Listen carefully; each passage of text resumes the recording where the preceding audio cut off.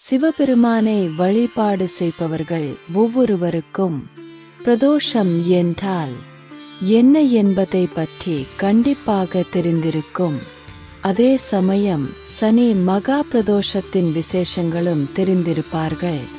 அப்படி தெரிந்தவர்கள் சனி மகா பிரதோஷத்தை யாரும் தவறவிட மாட்டார்கள்.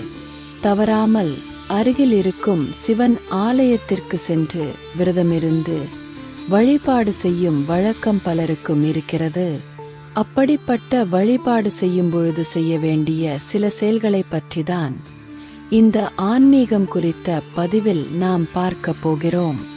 சனி மகா பிரதோஷ வழிபாடு நம்முடைய கர்ம வினைகளை அழிக்கக்கூடிய தெய்வமாக திகழ்பவர்தான் சிவபெருமான்.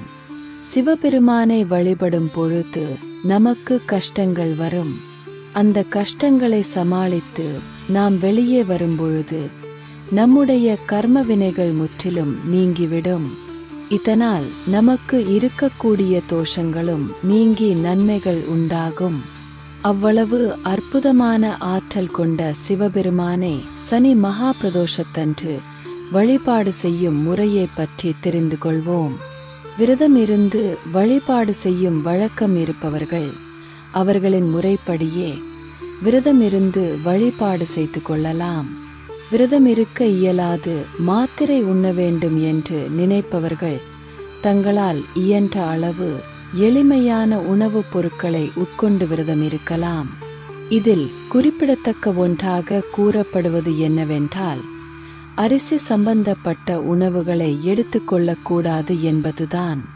இதற்கு முக்கியமான காரணம் அரிசி என்பது ஒரு லிங்க வடிவம் என்பதால் பிரதோஷ தினத்தன்று அரிசி சம்பந்தப்பட்ட பொருட்களை நம் உணவாக எடுத்துக்கொண்டோம் என்றால் பிரதோஷத்திற்குரிய பலனை நம்மால் முழுமையாக பெற முடியாது.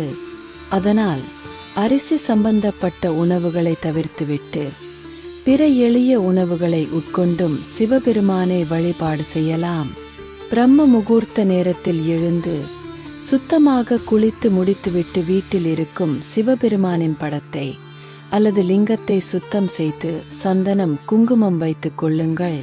பிறகு அவர்களுக்கு முன்பாக ஒரே ஒரு நெய் தீபத்தை ஏற்றி வைத்து சிவாய நம சிவாய நம சிவாய நம என்று 3 முறை கூறி உங்களுடைய விரதத்தை ஆரம்பிக்க வேண்டும்.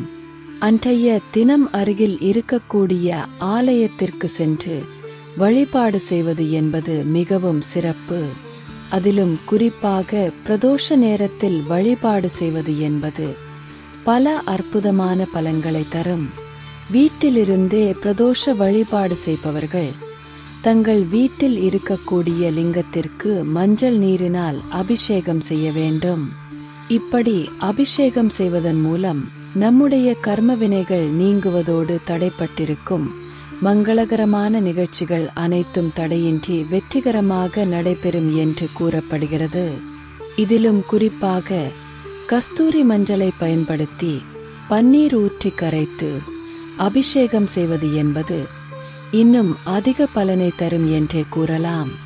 இதோடு மட்டுமல்லாமல் இந்த அபிஷேகம் செய்யும் நேரத்தில் ஹரஹர சங்கரா என்னும் மந்திரத்தை உச்சரித்தவாறு அபிஷேகம் செய்ய சிவபெருமானின் அருள் பரிபூரணமாக கிடைக்கும் என்று கூறப்படுகிறது.